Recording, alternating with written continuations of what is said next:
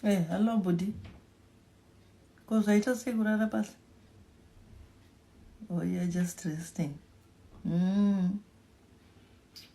Deda vanoti mugeze mota iyi. Matogeza. Okay. Ko mazondo avanga vachiti kana anyatsotsva panze apa mupura matoita. Vata right. Ready kubika. Okay. Ko biology yanga ichikunetsa nezuro ukazokwanisa kuita get your head around it. Okay. Saka kungozo you're just resting. Wambosumuka umboita a bit of English.